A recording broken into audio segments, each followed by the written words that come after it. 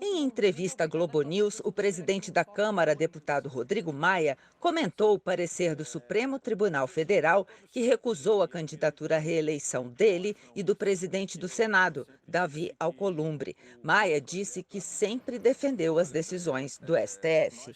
Sempre defendi as decisões, os resultados dos julgamentos no Supremo Tribunal Federal. Foi assim quando o Supremo interpretou a Constituição em relação à segunda instância. Foi agora quando o TSE e depois o próprio Supremo decidiu a questão da cota de negros e foi assim.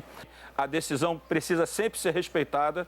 Tem outras decisões que foram feitas que a gente internamente tinha críticas e eu sempre disse, a decisão que o Supremo tomar, aquilo que se formou maioria, precisa ser respeitado. Rodrigo Maia também defendeu que o governo priorize a votação das pautas econômicas no Legislativo, agora que as eleições municipais passaram e o Supremo vedou a possibilidade de reeleição dos presidentes da Câmara e do Senado. Na lista de assuntos urgentes, Maia citou a PEC emergencial, que tramita no Senado e regulamenta os gatilhos fiscais que devem ser acionados em caso de ameaça ao limite de despesas do governo. E essa é uma PEC que pode mudar os parâmetros da economia brasileira. Então, o que nós precisamos é voltar para o eixo daquilo que é fundamental, que são as votações das matérias importantes para o Brasil. O governo apresentou pessoalmente, através de seu ministro Paulo Guedes,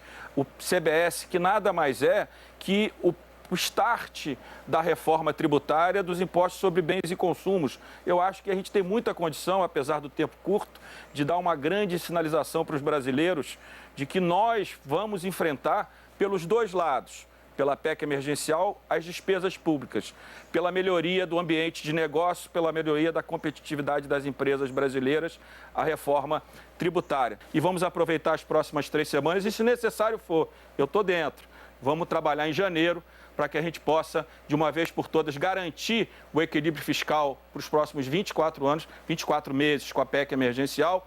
Vamos avançar nos projetos. Olha, eu pautei para essa semana o projeto 137, pedido do governo, que libera dinheiro de fundos para a administração da dívida do Tesouro. O 101 também é pedido pelo governo para resolver a relação do governo federal com os estados. Né? Pautei a lei cambial, que é um projeto que já está atrasado de fato, que moderniza a lei cambial, um pedido do presidente do Banco Central. E estamos pautando a cabotagem, que está com urgência constitucional. Antes dela, eu não consigo votar nenhuma outra matéria. Para Maia, é preciso avançar na pauta econômica também para poder ampliar programas sociais, já que o benefício financeiro concedido pelo governo aos mais vulneráveis acaba no fim do ano. Para Rodrigo Maia, o auxílio emergencial não deve durar para sempre. Vamos, dentro do orçamento, ter a coragem de enfrentar esse desafio, que é cortar o que é possível. Tem ali 30, 40 bilhões que são possíveis de serem cortados e vamos transferir parte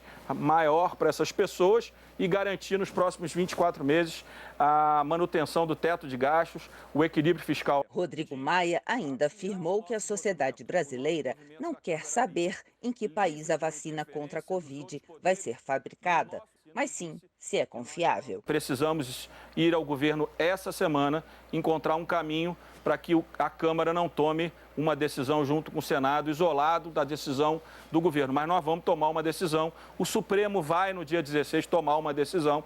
E eu disse ao presidente da República, importante seria que nós pudéssemos tomar uma decisão em conjunto. A sociedade não quer saber qual é a vacina, quer saber que uma vacina confiável, aprovada pela Anvisa, precisa ser, sim, comprada pelo governo e distribuída à sociedade brasileira. À tarde, ao chegar à Câmara, o presidente Rodrigo Maia deu outra entrevista e comentou, entre outros pontos, a necessidade de que seja votada o quanto antes a chamada PEC emergencial. A proposta de emenda à Constituição prevê redução de despesas, principalmente salários do serviço público, sempre que os gastos ultrapassarem o limite da chamada regra de ouro, quando o governo se endivida para pagar despesas como o custeio da máquina pública. Estou vendo o trem indo em direção, né, a um muro ou a um volume de pessoas que estão no trilho a 700 km por hora. né? Vai bater no muro, vai atropelar as pessoas e vai ser um desastre, né? Para milhões de brasileiros que precisam que o orçamento mantenha a sua política de equilíbrio fiscal. Lembrando que nós temos aí um déficit primário que deve estar projetado para o ano que vem na ordem de 2,5%, que também vai pressionar os gastos públicos